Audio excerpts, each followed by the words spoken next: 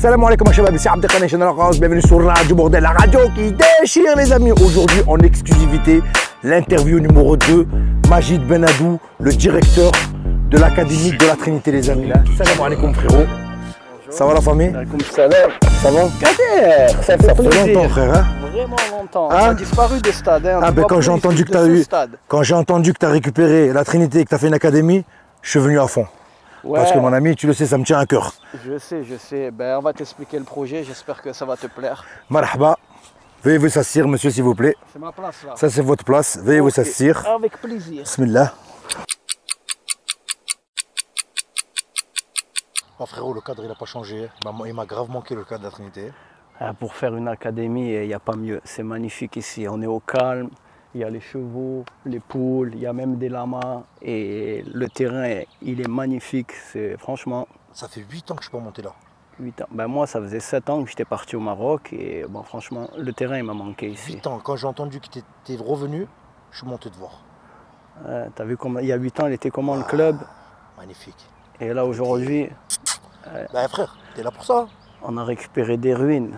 Ben, on essaye, hein, on s'y met. Heureusement que je ne suis pas seul. Il y a Najim Abdelkader, le président, qui met beaucoup du sien. On est une grosse équipe là. On a récupéré des anciens. José D'Angelo, il est revenu nous rejoindre. On a Michel Figasso dans le bureau. À l'époque quand j'étais... C'est lui qui nous a fait venir à la Trinité quand on était petits. Ben, il est revenu. Bon, il a un peu il a un petit peu des soucis de santé, mais il vient nous donner un coup de main. Donc ça fait du bien de voir que tous les anciens là, qui sont là, qui reviennent, qui essayent de remonter le club. Et on va faire le maximum pour... Même moi je suis revenu. Ouais, je sais, j'ai appris la nouvelle. Félicitations. Ça me fait plaisir. Bienvenue parmi nous. Bienvenue.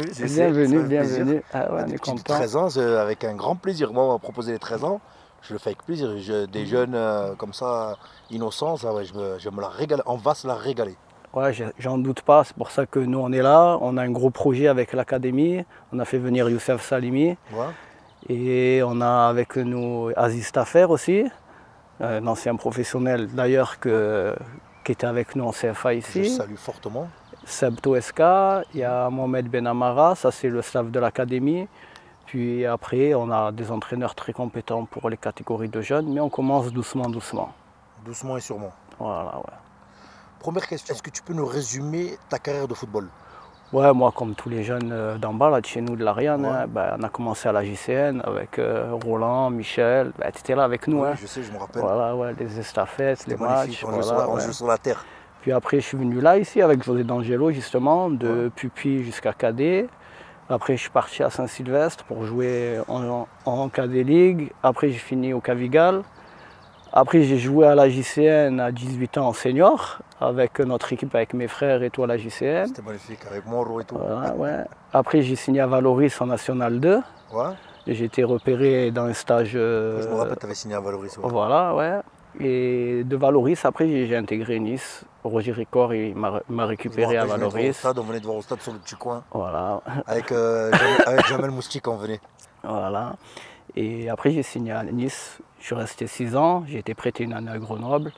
Et malheureusement, comme ça arrive, je me suis blessé. On m'a retiré ma licence et j'ai arrêté à 26 ans ma carrière. Ta carrière de football, tu l'as arrêtée à 26 ans. Ça fait mal? Bien sûr, mais bon, c'est la vie. Tu veux faire quoi? C'est comme ça. On ne peut rien faire. C'est une grave blessure. On m'a retiré la licence. Il faut redémarrer une autre vie après. C'est tout. Il ne faut pas s'apitoyer sur son sort. Comment t'es venue l'idée d'ouvrir une académie de foot à la Trinité? En fait, j'ai rejoint Youssef en 2008, quand on était en CFA ici. Et Youssef m'a proposé de venir le rejoindre. Ils allaient monter une académie Jean-Marc Guillou au Maroc. Donc je suis parti avec lui, on a fait le recrutement, on a travaillé pendant 1 an. Puis après, il y a eu des problèmes avec l'académie Jean-Marc Guillou au Maroc, donc il n'a pas pu continuer. Mais comme nous, on avait déjà commencé le projet, donc Ça faisait combien de temps que tu étais... Avant que les problèmes arrivent, vous êtes resté combien de temps avec les jeunes? On est resté 1 an et demi avec Un an et demi à travailler avec eux? Puis après, on a eu des problèmes avec le Maroc. Ils ne nous ont pas laissé travailler, je ne sais pas pourquoi. Ils en voulaient, je ne sais pas ce qui s'est passé. Et donc on a récupéré les 16 gamins et on est parti au club de Tétouan. Et on est resté là-bas. Youssef, il est resté pendant 7 ans. Et moi, je suis resté avec lui là-bas. Je faisais des allers-retours. Je suis resté 3 ans. Puis après, j'ai arrêté. Je faisais des allers-retours parce que la ville de Tétouan ne me convenait pas trop pour vivre. Donc, j'ai préféré retourner à Agadir. Tu es retourné à Agadir? Et après? Et après, après, à Agadir, je suis revenu en France ici. Tu es revenu en France? Voilà. Mais Youssef, il a continué son projet au Maroc. D'ailleurs, qui s'est bien terminé. Sur 12 gamins, sur 16 gamins, on en a eu 12 qui ont été professionnels ou qui sont... Sur 16 gamins, tu en as eu 12 qui ont signé professionnels? Il y en a eu 9 qui sont professionnels, ouais. Et là, il y en a 3 qui sont stagiaires pro, qui sont au Raja de Casablanca avec, toujours avec des nouvelles les espoirs. Tu les suis toujours? Ouais, toujours. On reçoit des vidéos, des matchs. Tu es toujours en contact avec eux? Toujours. Ben ouais, l'académie, c'est une famille en fait. Hein, que tu restes longtemps avec les gamins, tu les prends petits, et donc tu es obligé. Pourquoi la Trinité?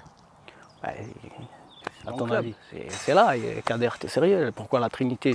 Je vais le faire où? D'abord, le travail de l'académie, on ne peut pas le faire dans un autre club. Parce qu'il faut avoir de la patience. Si tu n'as pas la patience pour ouvrir une académie, tu ne peux pas. Parce que nous, on est capable de rester 1 an sur des passes. Ouais. Mais si je vais proposer l'académie à un club, et au bout d'1 an, ils vont m'envoyer en l'air, ils vont me dire ça fait 1 an que tu fais des passes. Alors que nous, on est là, il n'y a personne qui... Ils ne connaissent pas le projet, en fait, ils ne connaissent pas la philosophie. C'est un travail qui est très très long et qui met au moins 2 ans pour voir les résultats. Et à la Trinité, tu as réussi à le faire ici? Oui, à la Trinité, j'en ai parlé avec le président, on a parlé avec le bureau du club, je leur ai expliqué le projet. Et puis voilà, ils sont conscients que ça va prendre du temps pour démarrer. Mais voilà, ça démarre bien. On est content. Quels sont les critères pour les joueurs pour intégrer ton académie? Honnêtement, ouais. Dans les autres académies, et le recrutement, il est hyper important. La sélection, elle est drastique. Ça veut dire, et au Maroc, on est resté plus de 6 mois pour faire les détections. On a tourné dans tout le Maroc. On a vu plus de 5000 gamins. C'était difficile pour convaincre les parents? Non, parce qu'en Afrique, c'est pas comme en Europe, c'est différent. Tu leur ouvres une opportunité d'intégrer le monde professionnel. Et en plus, dans les académies en Afrique, les enfants, ils sont pris en charge. Ouais. Donc, tu vois, pour les parents, c'est facile. Voilà, c'est facile. Rue, ils préfèrent voir leur fils jouer au football. Ouais, mais on n'a pas eu que des enfants de la rue. Hein. Non, on a eu des enfants de bonne famille et tout ça. Tu es d'accord avec moi qu'il y a beaucoup de prodiges dans la rue? Pas forcément. Pas forcément? Non, nous c'est ce qu'on croyait au début, j'étais comme toi, c'est ce que je croyais. Je croyais même que les enfants de la rue, ils allaient travailler plus que les autres. Avoir faim? Voilà, mais du tout. Non, c'est juste une question de mentalité. Tu peux être super riche et avoir une mentalité de travailleur de fou et rien avoir et être un feignant. Et ça veut rien dire. Est-ce qu'un joueur moyen peut devenir un élément clé dans ton effectif? Pour répondre à ta question, déjà nous, on essaie de faire rentrer des joueurs très très forts à l'académie. C'est pour ça qu'on fait une grosse sélection. Avec un niveau minimum. Ouais, il faut vraiment que ce soit des bons joueurs. Parce que c'est entre bons joueurs qu'ils progressent. Ouais. Ils se tapent la bourre tellement que c'est entre bons joueurs qu'ils progressent. Et tellement ils vont se taper la bourre, ça va... Voilà, ça tape toujours vers le haut, ça tape jamais vers le bas. Mais si tu mets des joueurs qui sont moyens et tout, ils vont avoir du mal. Ah ouais? Ils vont vraiment galérer. Après, si le niveau, il n'y a pas trop d'écart dans le niveau, ouais. Au final, c'est le joueur qui va travailler le plus. Ce n'est pas celui qui est rentré. On a des joueurs qui sont très très forts chez nous, jeunes. Ce n'est pas forcément eux qui vont réussir. Mais on a des joueurs qui travaillent. Mais on a vraiment des joueurs qui travaillent dans cette académie. Et je ne pensais pas qu'en France, on allait avoir des joueurs qui travaillent autant. Et penses-tu que tu trouveras des futurs prodiges qui évolueront dans le football français? De répondre à votre question, parce que bon, les prodiges, Mbappé, il y en a un tous les 50 ans, hein. Zidane, il y en a un tous les 50 ans. Ouais. Donc si on arrive à en trouver un, ben, on serait bien content. Et si on arrive à trouver déjà des bons joueurs de foot, nous, on sera très contents. Et comment ça se passe le début de saison avec ton équipe? Ben, en fait, je suis très très satisfait du recrutement qu'on a fait. On a recruté 16 joueurs. Franchement, on a eu du mal à recruter dans les autres clubs. J'ai cherché à droite, à gauche, des petits et tout. J'ai vraiment eu du mal pour des petits de 8 ans à 10 ans à recruter des joueurs. Bon, c'est normal, ils ne connaissent pas le projet, ils ne connaissent pas c'est quoi les académies Guillou, ils ne connaissent pas la philosophie. Les parents, ils sont sceptiques. Voilà, les parents, ils sont hésitants et tout. Mais au club, on avait des très bonnes équipes de jeunes. On a un entraîneur, Redouane. Comme tu as dit, on avait. Voilà. On a Redouane et Saïd qui a fait du super travail avec les gamins. On a Seb Toueska qui a fait du super gamin. Donc, avec Youssef, voilà, ils ont une belle génération. Avec Mohamed Ben Amara, donc avec Youssef, on a vu ça, on a vu les gamins, mais on a dit on va commencer avec eux. Et les parents, ils ont adhéré de suite. Voilà. Et vraiment, je tiens à remercier les parents qui vraiment, ils ont cru en nous dès le départ. Ils nous ont laissé travailler. Maintenant, ça va faire bientôt 4 mois qu'on travaille. Et voilà, je pense qu'ils sont satisfaits du travail qu'on fait avec leurs gamins, l'évolution qu'ils ont eue en 4 mois. Et j'espère qu'on va encore recruter d'autres gamins.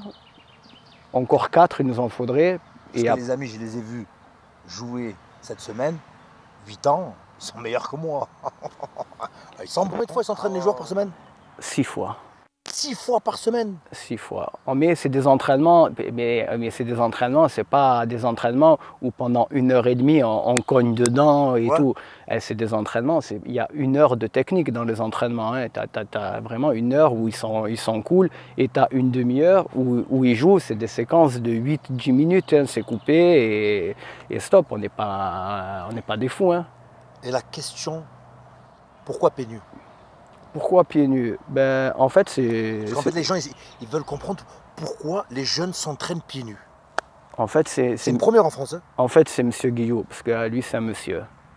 Lui, c'est un monsieur. Big respect, monsieur. Voilà, il est là-haut, il est vraiment là-haut, hein, dans tout ce qui est formation. Là, moi, j'ai eu la chance de le côtoyer au Maroc et de parler avec lui longuement du football.